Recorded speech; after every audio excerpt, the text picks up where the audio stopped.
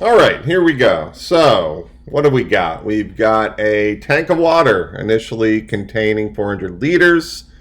Water is leaking from the tank such that after 10 minutes, there are 324 liters remaining in the tank. So, we got a water tank, has 400 liters in it to start. 10 minutes later, because it has a leak, there's only 324 liters. The volume of water V liters remaining in the tank after T minutes can be modeled by the differential equation. dV dt equals negative K square root V, where K is a constant. And for part A, they want us to show that the volume is equal to 20 minus T over 5, the quantity squared. All right, so we have a differential equation which relates a function to its derivative. So the derivative, it always represents change, and it's representing the change of the volume in the water tank. So that's why we have a dV, right? So to undo that, we're going to use the relationship between the derivative and the antiderivative. And we're going to integrate the derivative in order to get the function v. That's what they're asking for right here, the function for volume, not the change of volume, but the volume. So to do that, we are going to separate the equations, or get them in a form that we can integrate them. Okay, so let me just rewrite it. So we have dv dt is equal to negative K square root V. So I'm going to get dV and root V together. I'm going to get negative K and dt together. So we are in a position to integrate. So dV over root V, dividing both sides by root V, then multiplying both sides by dt, we get negative K dt. And we're going to integrate both sides. So before I do that, I'm going to get the left side in a bit more friendly, a bit more friendly form so I can integrate it. So root v is the same as v to the 1/2, and if I move that to the numerator, it becomes v to the negative 1/2 dv, and that's equal to negative k dt. So now we're ready to integrate. We're going to integrate both sides. And the integral of v to the negative 1/2, that's going to give us 2v to the 1/2 power dv equal to negative kt plus c. All right, so now we're rolling. Problem is that we have a constant k and a constant c that we need to find the values of. Well, that's where the information they've given us comes into play. The initial volume of the initial amount that the tank of water contained was 400 liters, right? So we're going to replace V with 400. So that would be 2 square root 400. And of course, V to the 1/2 is equivalent to square root, is equal to negative k, and of course this is the initial amount, so that makes the time 0, which is wonderful because this term drops out and we are left with only c.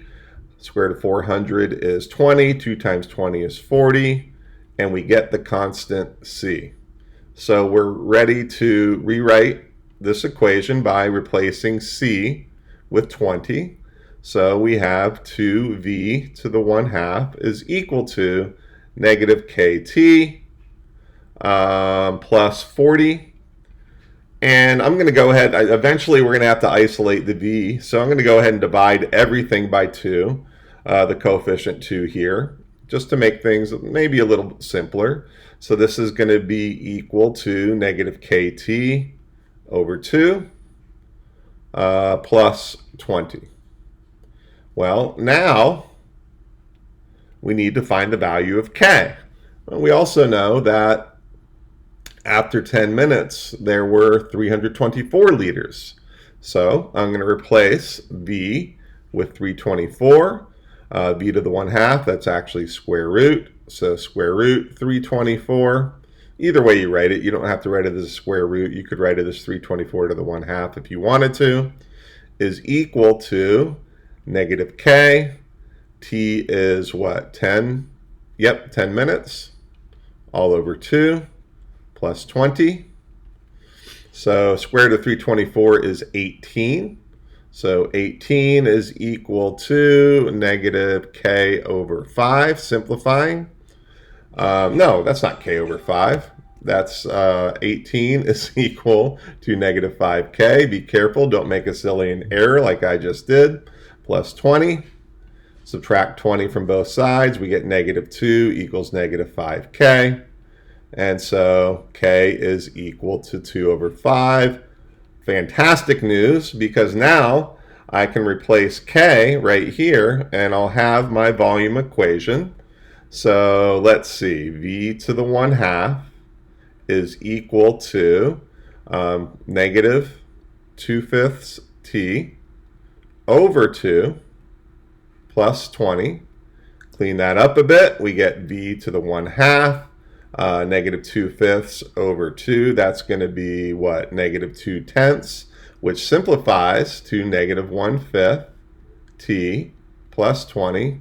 And you can see we're almost there to get in the form that they want, right? So what do we do? Well, let's see. We got a square root or to the 1/2 power. So if we square both sides, then we get v is equal to negative 1/5 t plus 20, the quantity squared. And that is in this form, but we might as well give them exactly what they want and rewrite it as, I got an extra equal sign in there, sorry about that. Write it as v equals 20 minus t over 5, the quantity squared. So there we go. And we will move on to part B. But before we do that, I want to point something out here that IB does a lot.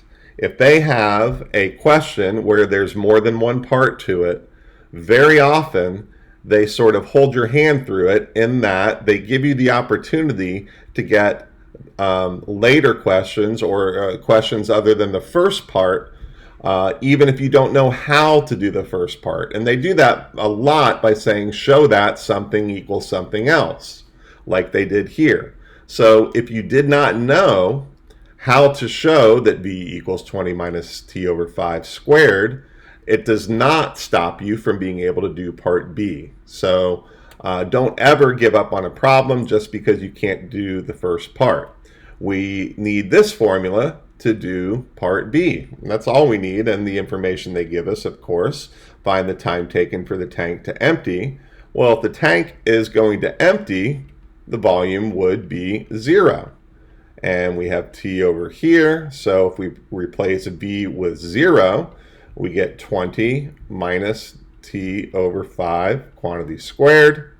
Square root of both sides, we get 0 equals 20 minus t over 5.